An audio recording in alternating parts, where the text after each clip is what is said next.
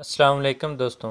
بچپن میں سنا تھا کہ یہودی ایک سرخ گائے کے پیدا ہونے کا انتظار کر رہے ہیں تاکہ اسے یروشلم میں جبل الزیتون پر قربان کر کے جلایا جائے۔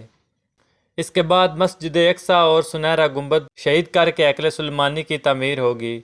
مجھے لگتا تھا کہ وہ وقت بہت دور ہے، ہم تب تک کہاں زندہ ہوں گے۔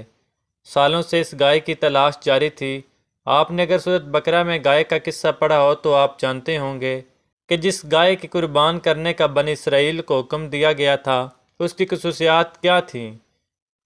اب بھی ایسی خصوصیات کی گائے کی تلاش ہو رہی تھی۔ امریکی ریاست ٹیکساس اپنی سرخ گایوں کے لیے مشہور ہے، اور کئی سال کی تلاش کے بعد ستمبر سن 2022 میں ایسی 5 بچھڑیاں تلاش کر لی گئیں۔ ان کو فلسطین پہنچایا گیا اور ان کی لوکیشن خفیہ رکھی گئی۔ ان کے معائنے وغیرہ ہوتے رہے، اور اب 4 گائیں ایسی تیار ہیں جن کو قربانی کے لیے موزوں قرار دیا گیا ہے۔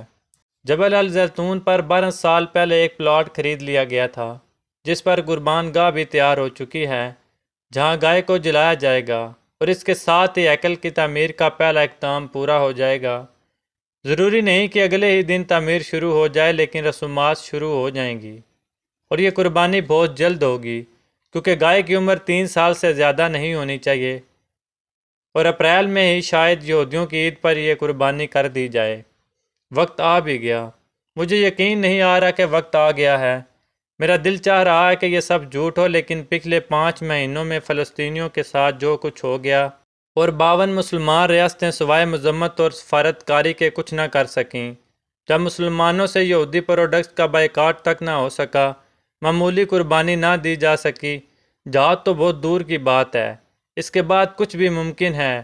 انہوں نے دیکھ لیا کہ مسلمانوں میں کتنا دم خم ہے۔ اب اگر مسجد اقصی شہید بھی کر دی جائے تو زیادہ سے زیادہ شور مچے گا، مذمت ہوگی، جلوس نکلیں گے، اور بس۔ ہیکل سلیمانی کے تعمیر کے ساتھ ہی قیامت کی بڑی نشانیاں شروع ہو جائیں گی، اور پھر بہت تیزی سے ایک کے بعد ایک واقعات ہوں گے۔